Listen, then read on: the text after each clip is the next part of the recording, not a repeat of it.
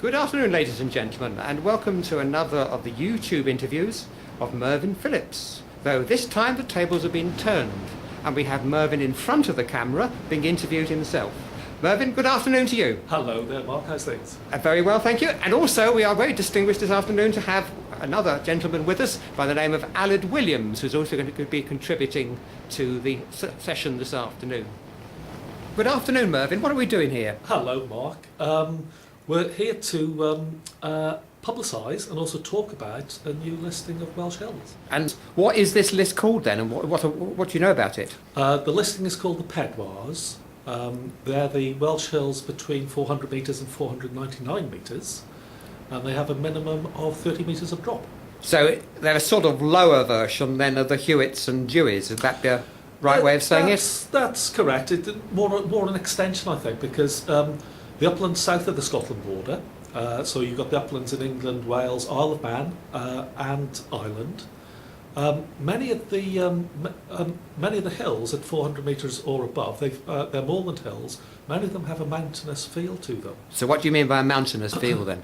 Well, you can go out on some of the lovely Pedwars, some of the 400 metre hills in Wales. You've got a beautiful one in the Cerneddau called Crimpiau, and that's a good little. I think that's one many would have climbed when they've done Craig Glacion and that round, but Llyn Clafnant. Yeah. Yeah, you've got beautiful hill. You've got some lovely wild hills, Disgwylfa in the area close to Llynau Tyfi, the Tyfi pools. There's 2 or 3 sub-pedwars around there as well. There's some beautiful hills around the Olenydd area, very wild, very open country, similar to the Pennines in England. Obviously, some quality hills here for people to bag. Why has it been that this list hasn't been around before? Well, to an extent it has. It originated for me in around the year 2000, and I produced it as a handwritten list. That was sent through to various people, including Alan Castle, who was then the recorder for the Hill Walkers Register. Alan publicised it in the next register in April that comes out with Strider. Jeff Crowther very kindly offered to type it up, which he did, and then it appeared on Jeff Crowther's backpacking website. Right, and what's the website address for that then, Myrddyn? It's v-g.me.uk, and that is Jeff and Vivian Crowther. Right, and that's where the list first appeared then. So it's been in the public domain for some time then, is it? Yeah.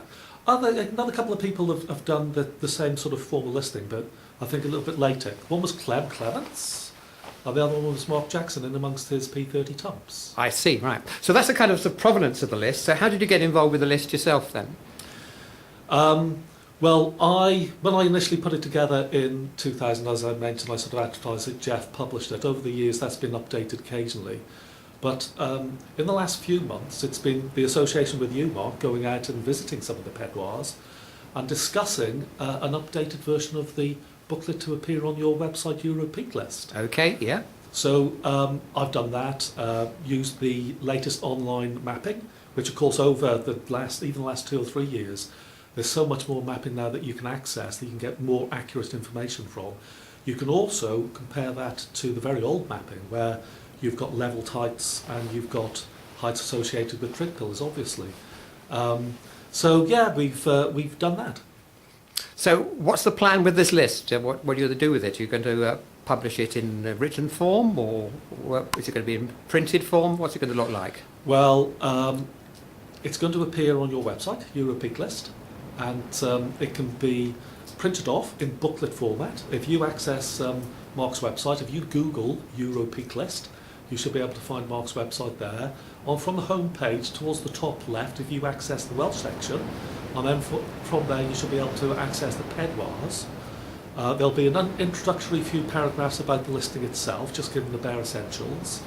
You can print it off free of charge as, I believe, a 40-page booklet with all the Pedwars listed, including all the subs that we've listed. In all, over 700 hills, including the subs. I think so it's a big list then? It's quite a big list, yeah. Do you see it as a list? I mean, obviously people are more likely to start with the Hewitts and that kind of thing in Wales. Do you think it's an old man's list, like Wainwright's Outlying Fells? Is that for? Well, I've done half of them, and I consider myself a very old man now, Mark. So so you can be even older before you finish them? Probably, yeah. There's, to my knowledge, there's only one person that's completed, but he's also completed the English version. I'm guessing that's Rob Woodall. That is Rob. Yeah.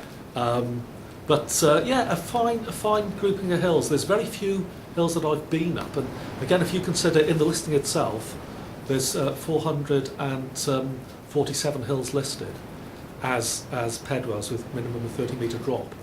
And I've done about half of those, and there's very, very few hills in amongst that I've been up, and I didn't think it was. They're quality hills. Yeah. Now, what I believe about this list is it's rather special in its own way, because it's really the first time we've genuinely had a Welsh list of Welsh hills. Would that be a right way of looking at it? Yes, I think one of the aspects of this list that is the amount of place name research that's gone into it, and I think for that you need to talk to my colleague here. Hi, Aled. We've obviously met already. You want to say a little bit about yourself and where you're from and where you're living, that sort of thing? Okay. Well, I'm originally from Pedwar in northwest Wales. I've probably been hill walking for the last 10 years. Right. Stemming from interest from when I was a young boy. Is that in Wales or elsewhere as well? That's in Wales. I have explored some of the English hills as well. I'm currently now living in the north of England, and obviously exploring the North Pennines, which is very enjoyable as well. But the real love are for the hills in Wales. So, this list you say is different. I believe that your primary language is Welsh, isn't it? That was That's the correct, language yes. of your birth. So, what do you think that's different about this Pedwar list from the other lists that we've had before? Well, I think in the past, hill list authors solely used OS mapping for the names of the hills because it was easy, and it's probably one of the best sources of, well, it is the best sources of hill names available. Yeah. Unfortunately, what you can get with using OS mapping is sometimes you don't have names for some hills. Right, yeah. And for these eventualities, some hill list authors have desired to have a name for Right, a hill, okay, and so yeah. they've perhaps invented name, or they've borrowed a nearby name, which may not be quite appropriate for the hill in question. Can you give me an example of one which will make it clear to the viewers? Yes, there's a hill in the Berwyn, just above a place called Llangynog, and it's about 608 metres, I believe, and its listed name is Glanhavon. The actual local name for the hill, and it is also a name that's on the map, but on the OS map what you find is that the name is slipped down to the bottom of the hill. Gravity, obviously. Yeah. Gravity, yes. Whereas 100 years ago it was found at the top of the hill. So obviously hill list authors have misinterpreted this and used the name that's inappropriate for the hill, which is Glanhavon. The real name should be Agara. Right. And what does Glanhavon mean then? Glanhavon is slightly corrupted from Glanravon, which means riverside, and that's the name of a farm in the valley just below the hill. So it's the farm name and not the hill name, basically. Basically, yes. Yeah, and I presume that what's happened is that this has then been transferred into the lists. I presume it's the Deweys and sub-Hewitts. Correct. And has been passed down almost Yes. for the generations of hill walkers now. Yes, so with every hill list that uses the name, it becomes sort of gospel in a way, until hopefully a listing such as the Pedwars can sort of correct the error in... And it's only really when you can bring your Welsh language skills basically to this that we can start finding these errors and correcting them. That's right. There's not necessarily having Welsh language skills. That helps, definitely. Myrddyn, for instance, is not a Welsh speaker, but he has conducted many local research into place names in Wales. So how do you go about doing that then? What's the process? So what Myrddyn and I have been doing is contacting the people who work the land, such as shepherds, gatherers, gamekeepers, or people who just know the land very well. Sure, yeah. And then ask them basically for the names of the features of the uplands. And do you get correspondence so that everybody agrees that the name is the same, or is it different from different valleys? Yes, it can be different from different valleys, but you normally find that there is a name that is used more than the other. And that's the one that's been chosen for the list, I presume, because it's the current we've one. chosen for what we think is the most used and the most appropriate true historical name. Right, and I understand that you must have been in contact, in correspondence with the people in the University of Aberystwyth and the Welsh National Library, is that right? We've been in contact with a few academics who are interested in, or who are experts in place names. And one of the things with recording names or using names is the name composition. Now, unfortunately, some of the compositions on the US map varies from year to year, and we wanted to have a list which was listing names that had the correct usage in terms of the Welsh language, Sure, okay. grammar and yeah. composition. And to do this, I spoke to a couple of academics who kindly gave extremely helpful advice on the subject. So we believe that the composition of the names we've chosen is as best as it can be. But presumably it's work in progress, because all lists are work in progress, aren't they? Absolutely, yeah. And with more information you get about hills, perhaps one or two names will change. Yeah, sure. So turning to you both anyway, and you in particular, Myrddyn. So this list, you say, we've said already, is a current list, but there's likely to be additions to it. So how do you plan that the list is going to look, say in 2 years' time? What's likely to change in it?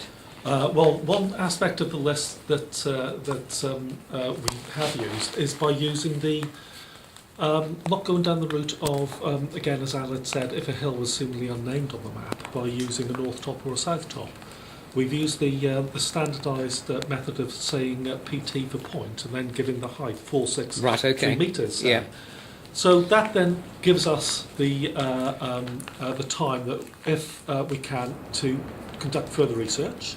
If we can find an appropriate hill name for that hill, we can then use it in a future edition of the Pedwars. If we can't, it also leaves the possibility that people in the future can do research. So it's not taking that away from them. You can find that some of the hill names that Alan's been researching, he's come across one or two when he's Googled it, and he's followed the sort of trail back to where that name originates, and it goes back to some of the hill listings that I did when I was inventing names so 10 or 12 years ago. So it goes round in a circle. Yeah, but that is now, you can Google it, and that's almost become standard, and it's not the hill's name. So there's also a possibility I may drag Mr Barnard and Mr Jackson out to survey one or two hills. I'm sure they'll love that. There's some considering the number on their list already. There's some marginal Pedwars that desperately need an accurate survey, so that again is a possibility. But it's the great joy of how you publish, Mark, that you can update, and then you can, because you do self-publish, and you can bring out second, third, fourth editions, etc. So that's something to look forward to again. So remind the viewers again where you can access this new list. Well, you can access the Pedwars, and if I may say, we've used the name Pedwars because it's quite apt. There's 447 main hills, and bearing in mind they're the 400-metre hills of Wales. And Pedwar, when translated into English, is 4. So it's the Fours. I see. English. So that's the origin of the name. That's the origin of the name. You can access the listing of the Pedwars on Mark Trengove's website, which is Euro Peak List. If you Google Euro Peak List, on the home page, if you look at the top left-hand corner and go into the Welsh section, you'll be able to access the Pedwars through that. You'll be able to print off the booklet free of charge, but there will also be an e-version. So you can download that onto your iPad or your e-reader or your laptop. Yeah. So that's good. I think it's time we finish now. The weather's getting worse and it's time for us to go. So any final thoughts, Salad, before we sign off? Well, I think the listing is not only well researched in both the data Myrddyn's produced and the place names, the hill names that both of us have looked into. But I also think it's a great list, and it'll take you to many parts of Wales where the popular 2,000-foot lists like the Hewitts and the Nuttall's, and then you have the 500-metre Deweys, won't take you. Places like Myrddyn. So it's going to open up parts of the country, parts of Wales you wouldn't think of going to otherwise. That sounds good. I look forward to bagging more hills on it. Any last thoughts from you, Myrddyn? Well, I'd encourage people to access the listing. I'd also encourage, as Alan said, that gives access to some wonderful hills. So enjoy the Pedwars. Thanks, that's very good. Well, I think it's time to sign off now and warm up in a pub somewhere. Thanks a lot. Cheers, Mark.